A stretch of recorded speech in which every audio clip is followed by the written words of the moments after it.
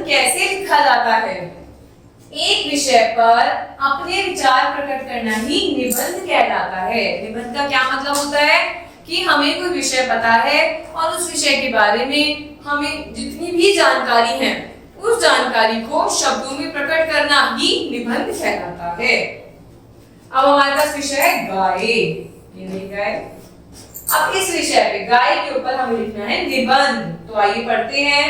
सबसे पहला हमें पता है गाय एक पालतू पशु है।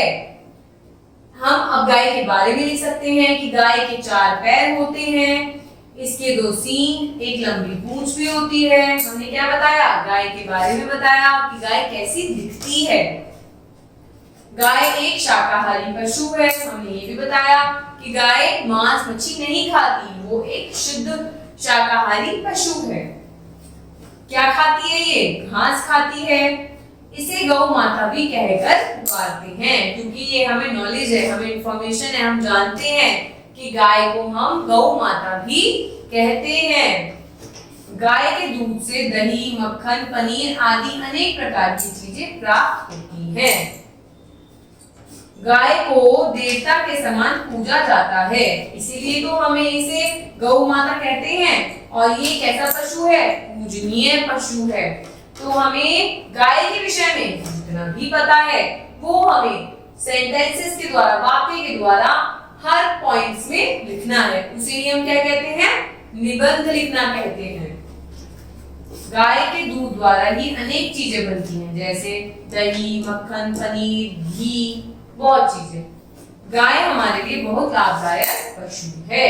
वही बिल्कुल, जब हमें गाय इतनी सारी चीजें देती है, शाकाहारी पशु है ना, गाय की हम पूजा करते हैं, इसे हम गौ माता कहते हैं, तो ये हमारे लिए बहुत ज्यादा लाभदायक पशु होती है। तो निबंध का मतलब होता है हमें कोई विषय मिल जाए और उस विषय के बारे में यदि हमें जानकारी है तो उस जानकारी को हमें वाक्यों के माध्यम से एक एक करके लिखना है और हमारा निबंध तैयार हो जाएगा।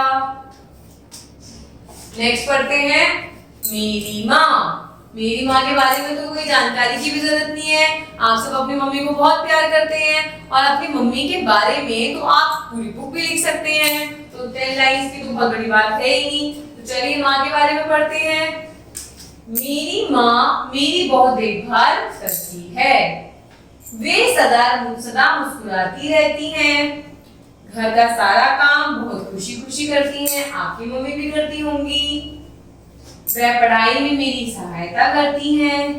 वे दयालु बहुत सुंदर हैं। उनके हाथों से बने भोजन की सभी बहुत प्रशंसा करते हैं, मतलब तारीफ करते हैं। हर काम समय पर करना उनकी आदत है। वह कभी आलस नहीं करती हैं। वे हर बात प्यार से समझाती हैं।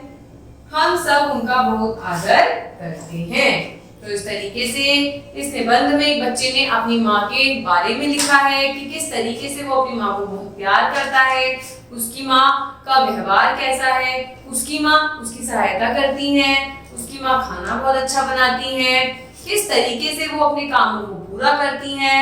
तो इस तरीके से एक बच्चे ने अपनी माँ के ऊपर निबंध लिखा। तो निबंध का मतलब क्या हुआ बच्चों?